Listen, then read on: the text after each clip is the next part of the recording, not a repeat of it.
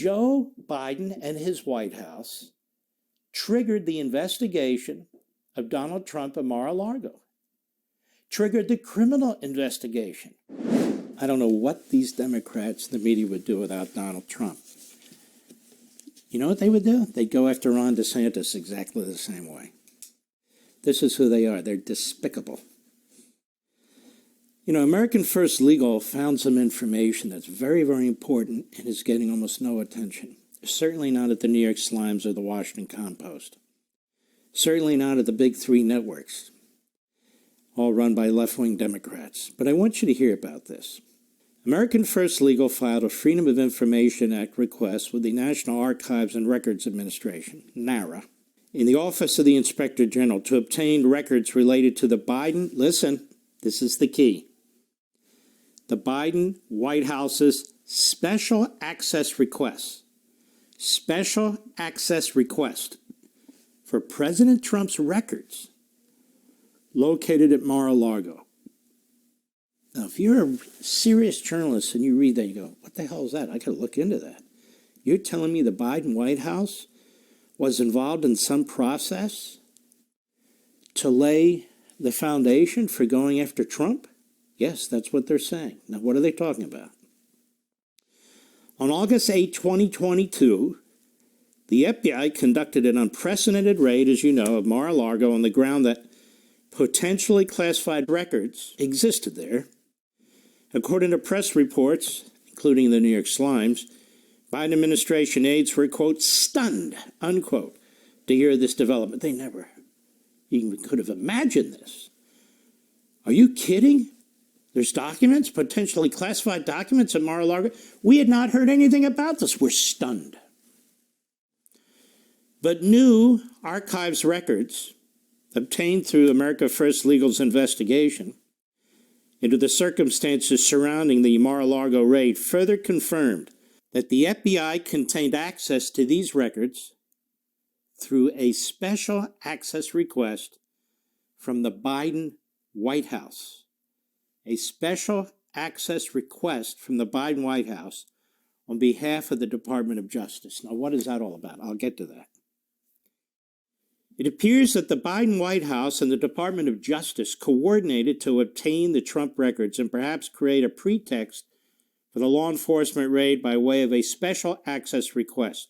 What this effectively means is that there are substantial discrepancies between what the archives has told Congress and what appears in its internal communications. This is why FOIA is such a great weapon for the average citizen out there. For example, Acting Archivist Deborah Wall told Representative Mike Turner, Republican, Chairman of the Intelligence Committee, on August 16, 2022, that the archives, quote, had not been involved in the DOJ investigation or any searches that it has conducted. This stunning revelation suggests the archives was misleading Congress about the White House's role in the shocking raid of President Trump's home and the fact that the White House was acting on behalf of, quote unquote, on behalf of the Department of Justice raises significant legal concerns. The Special Access Statute authorizes special access requests to an incumbent president only when the records in question are needed for the conduct of current business of the White House. So the White House isn't supposed to be involved to create a pretext for a criminal investigation. The White House isn't supposed to be involved to get records to give to the Department of Justice. The White House, under federal law, can only be involved when the records in question are needed to conduct White House business. As you can imagine, wait a minute, there's a missing document. We don't know how former President Ernie Grabotsky did this, so we need the document back. Please ask President Ernie Schaefer to give us a copy of the document. Ernie Grabotsky. Not, we're making a special request from the White House on behalf of the Department of Justice. Those records give to the Department of Justice. Am I making any sense? Of course I am. Now, statement from Reed Rubenstein. He's the Senior Counsel and Director of Oversight and Investigations for this legal group. Here's what he says. The evidence suggests that the ostensibly nonpartisan National Archives and Records Administration misled Congress about the Biden White House's responsibility for the FBI's raid of former President Trump's home. The evidence further suggests, and this is even more important, that Biden officials in the Executive Office of the President and the Department of Justice unlawfully abused their power and then lied about it to the American people. This government, it seems, he says, acknowledges no limits on its power to harass, intimidate, and silence its political opponents. All right, just to sum up again, because this is a big deal.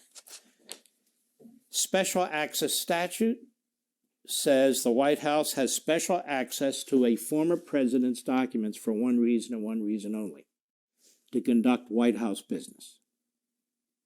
Number one. Number two, White House representatives have said to the public over and over again that they were stunned to learn about the documents at Mar-a-Largo. Number three, the acting archivist of the United States testified before Congress, the House Intelligence Committee, Mike Turner, the Republican chairman, that they were not involved in any investigation with the Department of Justice. Number four, the archivist apparently lied.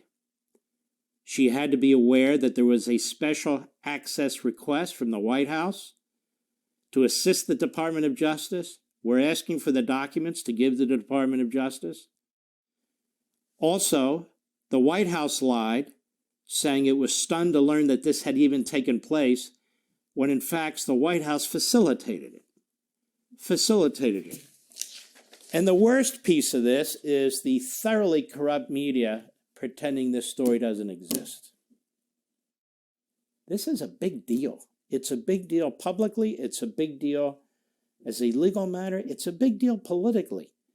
Joe Biden and his White House triggered the investigation of Donald Trump at Mar-a-Largo, triggered the criminal investigation. And this shouldn't surprise anybody, even though it should upset you, because it's the same White House that triggered the memorandum from the Attorney General unleashing all Justice Department and FBI resources to track parents at school board meetings. And we know now, as I surmised at the time, the first on radio, that the memorandum written by the Department of Justice had assistance from the White House. Because having worked at the White House under Reagan, having worked at the Department of Justice under Reagan, I knew there was no way the National School Boards Association could get a letter in the executive office building to the Oval Office of the President, all done on a Friday, and then on a Monday, the Department of Justice and the Attorney General issues this memo. It doesn't work that fast. It's an impossibility. So I knew it was in the works. I knew they all had worked together to draft the letter, and that is precisely what took place. And that letter or memo still stands. Still stands. And so it doesn't surprise me that the sleazeballs in the Biden administration did exactly this. That is, that they worked with the Department of Justice to get access to documents they wouldn't otherwise have a right to get.